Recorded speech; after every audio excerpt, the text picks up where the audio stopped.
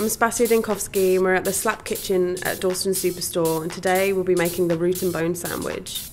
And the bone marrow goes in a baking tray. Cover it in a few glugs of olive oil and rub some sea salt into it and sprinkle some on top of the olive oil around it too. I used a head of smoked garlic, but you can use regular garlic too, and keep it in its skin and use about 2/3 of it and just pop it around the bone marrow, and then that goes into the oven for about 20 minutes. For the sandwich it's good to use a sourdough because the dough itself is much fluffier, but it's nice to pick one that has a good bite to it. It's quite thick at the same time and crispy on the outside, but nothing too crispy and thin. So the store needs to be quite rough, so again it has a nice bite to it as the bone marrow is quite mushy. So I used a whole red onion, again chopped really roughly, about half a cabbage, 2.5 beetroots grated, 4 carrots grated, juice of half an orange and a whole orange zest, 4 big handfuls of pumpkin seeds, half a cup of mayonnaise,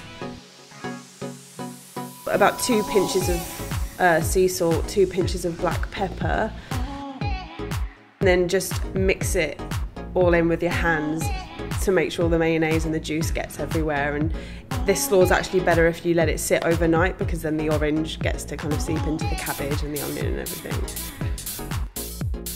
So for the bone marrow it's better to undercook it than overcook it, because if you overcook it the marrow itself actually can melt into the bone and disappear completely.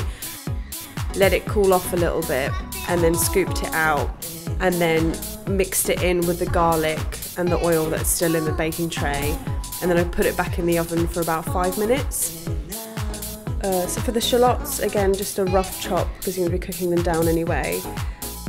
Just put them in a pan with a good glug of olive oil, 2 pinches of salt, another glug of red wine vinegar and about 3 pinches of sugar, and then just cook them off until they're brown but not quite caramelised. So if you take 1 clove of garlic from the baking tray and just slide it out of its skin, it should be nice and soft. Just pop it in a bowl with the marrow and mush them together with a big pinch of salt and black pepper, and then spread that straight onto the bottom side of the bread. And then on the other side of the bread pour a little bit of the oil from the baking tray, and then next shallots on top of the marrow, pea shoots, bacon, and then slaw to finish. Tip the lid on, and this is Slap's root and bone sandwich.